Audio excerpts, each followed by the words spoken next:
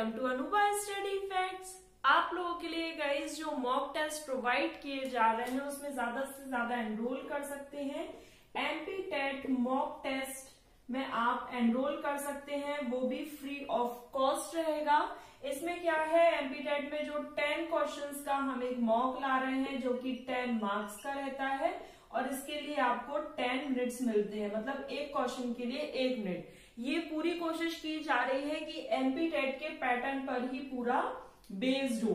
इसकी जो लिंक है वो मैं आपको टेलीग्राम चैनल पर रोज सुबह 7 बजे शेयर कर देती हूँ। 7 बजे से ये टेस्ट स्टार्ट हो जाता है। 24 आवर्स के लिए इसकी वैलिडिटी रहती है, मतलब जैसे कोई टेस्ट सपोज आपका 23 अक्टूबर को 7 बजे स्टार्ट हुआ तो उसकी वैलिडिटी 24 अक्टूबर तक रहेगी, मतलब आप 24 घंटे में कभी भी आप उसको लगा सकते हैं, एनालाइज कर सकते हैं अपनी प्रिपरेशन को कि आपकी जो तैयारी है वो किस प्रकार से हो रही है। ये बहुत ज्यादा इंपॉर्टेंट है। और जो वीडियो है या जो सेशंस आ रहे हैं हमारे एमपी टेट प्रीवियस ईयर के, ये आपको सुबह 6 बजे पर डे देखने को मिल जाता है। तो एमपी टेट में मॉक टेस्ट के लिए एनरोल करना बिल्कुल फ्री ऑफ कॉस्ट है, तो ज्यादा से ज्यादा एनरोल करें।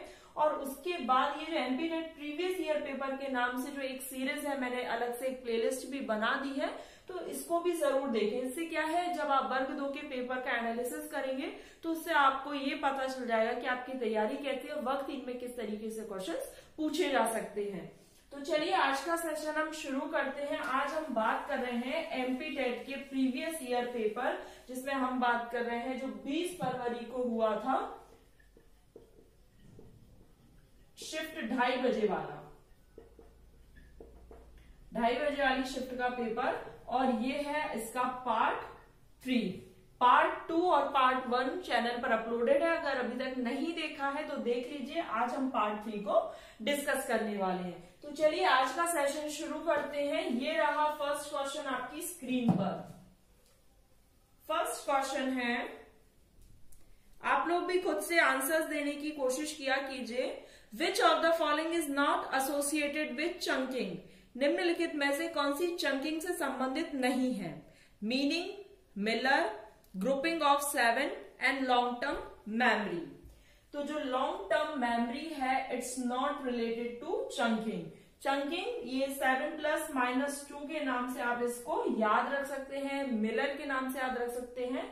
7+-2 मतलब 7 से 2 ज्यादा और 7 से 2 कम डिजिट्स को बहुत अच्छे से मेमोरी लर्न कर सकती है, लेकिन जो long term memory is not associated with chunking. चलिए नेक्स्ट क्वेश्चन ये रहा आपकी स्क्रीन पर।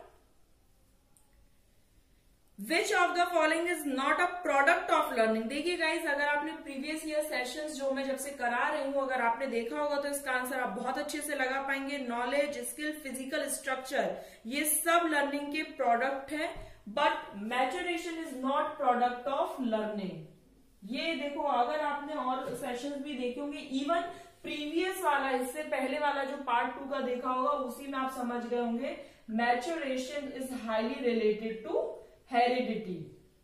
और हेरिडिटी की जो यूनिट है वो क्या है? जीन है।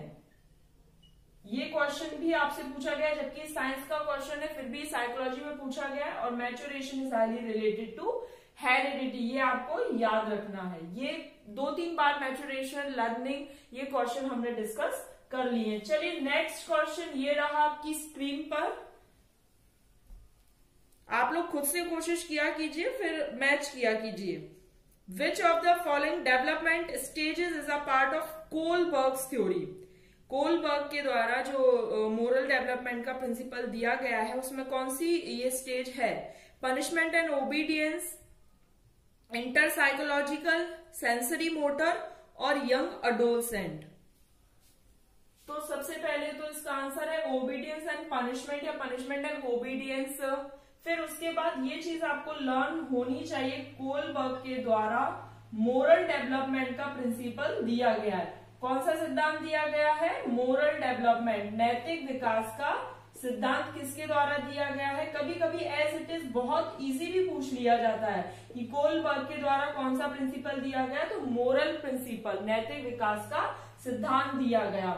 उसके बाद यहाँ पर कितने हैं? 3 लेवल है। ये बहुत बार पूछा गया है अलग अलग एग्जाम्स में। 3 लेवल है और 6 स्टेजेस हैं। एक लेवल में 2 स्टेज होती है। और अगर अभी तक आपने कोलबर्ग की जो थ्योरी नहीं देखी है, कोलबर्ग का मोरल डेवलपमेंट प्रिंसिपल नहीं देखा है, तो CDP full course value study fact, उसमें ये मैंने 2 से 3 सेशंस ले रखे हैं, उनको देखो, थ्योरी अच्छे से क्लियर हो जाएगी। तो ये स्टेजेस जो हैं आप बहुत अच्छे से इनका पता लगा पाएंगे कि किस प्रकार से कौन सी स्टेज किस प्रिंसिपल में दी गई है। जैसे sensory motor, pre operational, concrete operational, formal operational, संवेदी कामक, पूर्व संक्रियात्मक, संक्रियात्मक और औपचारिक संक्रियात्मक, फॉर्मल ऑपरेशनल। ये स्टेजेस किसके द्वारा दी गई हैं? पियाजे के द्वारा दी गई है। क्यों? क्योंकि अब आपने पियाजे का सिद्धांत पढ़ लिया है। पियाजे के द्वारा कौन सा सिद्धांत दिया गया? कॉग्निटिव डेवलपमेंट दिया गया। तो इस तरीके से जब आप चीजें पढ़ लेंगे तो आपको बहुत अच्छे से ये पता लग जाएगा कि कौन सी स्टेजेस किस सिद्धांत के अंतर्गत आती है। चलिए नेक्स्ट क्वेश्चन ये रहा आपकी स्क्रीन पर। नेक्स्ट क्वेश्चन क्या है? Which one of the following is not a process of memory? तो रिटेंशन, रिकॉल, लर्निंग, ये तीनों के तीनों मेमोरी का पार्ट होते हैं, but replanning is not a part of memory. ये कुछ फैक्चुअल क्वेश्चंस भी आ जाते हैं, तो ये सब चीजें आपको थोड़ा सा पता होना चाहिए। चलिए नेक्स्ट क्वेश्चन ये रहा आपकी स्क्रीन पर। नेक्स्ट क्वेश्चन क्या है? Which type of parenting is characterised by emotional detachment? Detachment की बात की गई है कि किस प्रकार का पालन पोषण भावनात्मक अलगाव की विलक्षणता है। Uninvolved parenting, authoritative, dual worker parenting और सिंगल पेरेंटिंग। तो पेरेंटिंग स्टाइल पर भी एमपीटेट में क्वेश्चन आए हैं। अब आपको ये सब पता चल रहा होगा कि क्वेश्चंस कौन कौन से टॉपिक्स पर आते हैं। तो ऑथोरिटेटिव सबसे अच्छी पेरेंटिंग स्टाइल मानी जाती है। इसमें केयर भी उतना ही शो होता है और कंट्रोल भी शो होता है। लेकिन हमसे पूछा है डिटैचमेंट अनइन्वॉल्व पेरेंटिंग स्टाइल जो होती है, जिसमें ना तो केयर होती है और ना ही कंट्रोल होता है। तो सबसे बेस्ट है ऑथोरिटेटिव और सबसे लीस्ट इंपॉर्टेंट है आपकी अनइन्वॉल्व। तो इस तरीके से क्वेश्चंस आपको पता लगते जाएंगे। अभी तक लगभग 8 से 10 सेशन समझ लीजिए हो गए होंगे।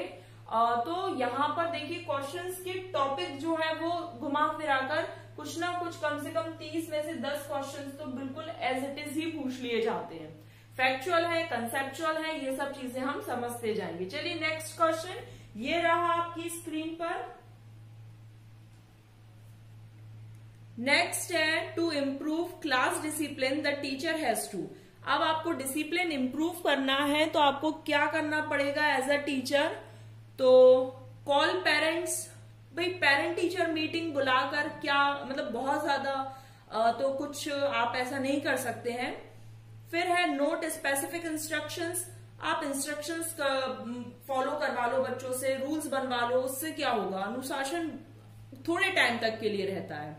इवेल्युएट हिज और हर मेथड्स एंड अप्रोच, आप अप्रोच करो अपनी विधियों को, दृष्टिकोण को, उस सामग्री का मूल्यांकन करो। ये बहुत बेस्ट है कि आप अपने अंदर उस चीज का पता लगा रहे हैं कि कहाँ कमी रह रही है, ऐसे कौन से मेथड्स हैं जिन वजह से बच्चे उस चीज में रुचि नहीं ले रहे हैं। और दंड तो कभी भी किसी भी क्वेश्चन का आंसर नहीं होता है। तो 6th क्वेश्चन का आंसर 3rd है। देखिए ये इस तरीके से कंसेप्चुअल क्वेश्चंस के अंतर्गत आते हैं। यहाँ कोई भी फैक्चुअल चीज तो थी नहीं। आप पीटीएम बुलाकर पेरेंट्स टीचर मीटिंग में बच्चे को अनुशासित कैसे कर सकते हैं? पेरेंट्स की डांट या टीचर की डांट से बच्चा थोड़े टाइम तक ही अनुशासित रहेगा। पनिशमेंट कभी किसी भी चीज का रिजल्ट बहुत अच्छा नहीं ला पाती है। शॉर्ट टर्म के लिए फिर भी समझ सकते हैं, लेकिन लॉन्ग टर्म के लिए आप सोचें तो बहुत हद तक ये कारगर सिद्ध नहीं होगी। रिवॉर्ड देकर, जैसे रिवॉर्ड मैंने इससे पहले वाले सेशन में बताया था, रिवॉर्ड देकर आप थोड़े टाइम तक बच्चे को इंड्यूस कर सकते हैं किसी भी चीज को करवाने के लिए। बट अगर आप लॉन्ग टाइम तक चाहते हैं तो सबसे पहले जो आपके मेथड्स हैं जिनको आप फॉलो कर रहे हो, मेथड्स को इवेल्युएट करो कि कहाँ कमी रह गई, बच्चे में कोई प्रॉब्लम नहीं है, मेथड्स में प्रॉब्लम है, तो उस मेथड को हमें सुधारना है। कि बच्चा इंटरेस्ट क्यों नहीं ले रहा है और किस तरीके से हम अनुशासन बनाए रख सकते हैं। तो इस तरीके से कंसेप्चुअल क्वेश्चंस बहुत इजी भी आते हैं, बस थोड़ा सा आप चीजों को नेग्लेक्ट करते जाएं, हटाते जाएं, एलिमिनेट करते जाएं जो भी नेगेटिव ऑप्शंस है, आप पॉजिटिव आंसर की तरफ खुद ब खुद पहुंच जाएंगे। चलिए नेक्स्ट क्वेश्चन ये रहा आपकी स्क्रीन पर। तो नेक्स्ट क्वेश्चन क्या है, ये देखिए, निम्नलिखित में से कौन सा बिंदु जॉन डुई के दृष्टिकोण का अनुरूप नहीं है। ये जो एमपी टेट का क्वेश्चन है इसको कैंसिल किया गया था क्योंकि ये क्वेश्चन गलत था। चूंकि हम एमपी टेट के प्रीवियस ईयर पेपर को एज इट इज डिस्कस कर रहे हैं, इस वजह से ये क्वेश्चन लाना जरूरी था। एक बार आप इनके पॉइंट्स को अच्छे से समझ लीजिए कि क्या कह रहा है, तो हम जॉन डुई को समझ लेंगे। Child is an active learner not passive, इसीलिए मैं इस क्वेश्चन को ऐड करके लाई हूं कि हम इस क्वेश्चन को ऐड करके ये चीज समझ लेंगे कि जॉन डुई क्या कहना चाहते हैं। तो जॉन डुई क्या है, प्रोग्रेसिव एजुकेशन इन्होंने बात की है। फिर उसके बाद human being learn through hands on approach, बिल्कुल सही। Learning should be relevant and practical, not just passive and theoretical, तो ये बात भी इन्होंने कही है। फिर बात है विचार ये कि व्यक्ति जिस सामग्री को अधिक दोहराएगा उसका अर्थ जल्दी से वो याद कर सकेगा। सही भी बात है कि जहां पर आप जिस चीज को बार बार प्रैक्टिस करते हो बस उस चीज को आप लर्न कर सकते हो। जॉन डुई क्या है, जॉन डीवी बोलते हैं हिंदी में और जॉन डुई लिखा जाता है। प्रोग्रेसिव एजुकेशन इन्होंने दी। प्रोग्रेसिव एजुकेशन में इन्होंने क्या बात कही, इन्होंने ये कहा हैंड्स ऑन एक्टिविटीज पर इन्होंने जोर दिया। हैंड्स ऑन एक्टिविटीज, बच्चा करके सीखता है। लर्निंग बाय डूइंग पर जोर दिया। इस क्वेश्चन को मैंने इसीलिए इसमें ऐड करा है, भले ही एमपी टेट की तरफ से ये क्वेश्चन कैंसिल कर दिया गया हो, लेकिन हम जॉन डुई के बारे में इस क्वेश्चन से बहुत सारे पॉइंट समझ सकते हैं। लर्निंग बाय डूइंग को जोर दिया, उसके बाद इन्होंने हैंड्स ऑन एक्टिविटीज को जोड़ दिया, लर्निंग बाय डूइंग को दिया, प्रोग्रेसिव एजुकेशन के बारे में बात करी। इन्होंने कहा जो बच्चा है वो एक्टिव लर्नर होता है, सक्रिय ज्ञान का निर्माता होता है, एक्टिव लर्नर होता है। तो चारों पॉइंट सही थे, लेकिन हमसे नॉट पूछा गया था, इस वजह से इस क्वेश्चन को कैंसिल किया गया। लेकिन चूंकि हम यहाँ पर क्या समझने वाले हैं, जॉन डुई के बारे में यहाँ पर मुझे समझाना था, इस वजह से इस क्वेश्चन को इंक्लूड किया गया। चलिए नेक्स्ट क्वेश्चन ये रहा आपकी स्क्रीन पर। नेक्स्ट क्वेश्चन क्या कह रहा है, इसके क्या बोनस मार्क्स मिल गए थे वर्ग 2 के जो स्टूडेंट्स थे। फिर है a 5 year old child can differentiate his mother from a dog। ये क्वेश्चन बहुत इनवैलिड सा है, लेकिन फिर भी एमपी टेट में दिया गया है, तो हम एज इट इज ही एमपी टेट के क्वेश्चंस को डिस्कस कर रहे हैं, तो ये क्वेश्चन भी लेना पड़ा। तो इसमें क्या था, कंसेप्ट, अटेंशन, सेंसेशन और परसेप्शन। तो यहां पर क्या है, ये कंसेप्ट वाली बात आ जाएगी। क्या आ जाएगा, कंसेप्ट आ जाएगा, ये फर्स्ट ऑप्शन। चलिए नेक्स्ट क्वेश्चन ये रहा आपकी स्क्रीन पर।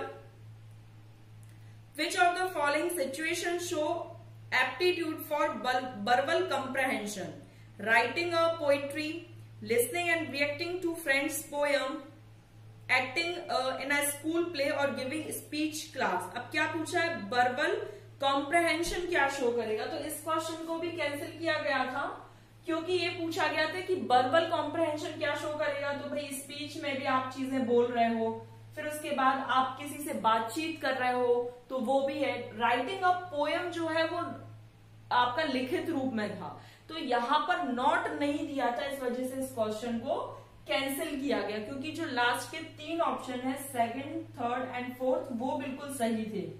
सेकंड, थर्ड एंड फोर्थ यहाँ पर सही थे, लेकिन हमसे पूछा गया था कौन कौन है, एक ही ऑप्शन चूज करना था, यहाँ पर 3 ऑप्शन सही थे, इस वजह से इस क्वेश्चन को कैंसिल कर दिया गया। आज के लिए लास्ट क्वेश्चन ये रहा आपकी स्क्रीन पर। लास्ट क्वेश्चन है, bipolar disorder also used is known as. अब ये बिल्कुल फैक्चुअल क्वेश्चन है कि भाई बाइपोलर डिसऑर्डर को क्या कहा जाता है, तो मैनियाक डिप्रेशन कहा जाता है। ठीक है, बाइपोलर डिसऑर्डर को मैनियाक डिप्रेशन कहा जाता है, ये बिल्कुल फैक्चुअल क्वेश्चन है। तो गाइज यहाँ पर हमारा सेशन कंप्लीट हुआ। हमने 18 फरवरी, 20 फरवरी की सुबह की शिफ्ट और 20 फरवरी की 2:30 बजे वाली शिफ्ट के 3 पेपर प्रीवियस ईयर के सॉल्व कर लिए हैं। आप लोग का ऐसे रिस्पॉन्स मिलता रहा, अच्छा रिस्पॉन्स मिलता रहा, तो ये सीरीज कंटिन्यू चलती रहेगी। चलिए नेक्स्ट वीडियो में मिलेंगे। थैंक्स।